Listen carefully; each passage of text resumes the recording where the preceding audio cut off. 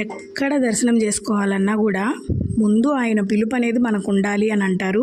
అలాగే అనుకోకుండా నెల్లూరు వెళ్ళినప్పుడు చిల్డ్రన్స్ పార్క్ దగ్గర సాయిబాబా గారి గుడి ఉంది. ఆ లైన్లో చాలాసార్లు వెళ్ళాను, కానీ ఎప్పుడూ గుడిలోకి అయితే వెళ్ళలేదు. నేను అనుకోకుండా ఇంకా దర్శనానికి వెళ్ళాము. టెంపుల్ అయితే చాలా బాగుంది. బాబా గారి దర్శనం కూడా చాలా బాగా జరిగింది. పల్లకీ సేవకి అన్నీ సిద్ధం చేస్తూ ఉన్నారు.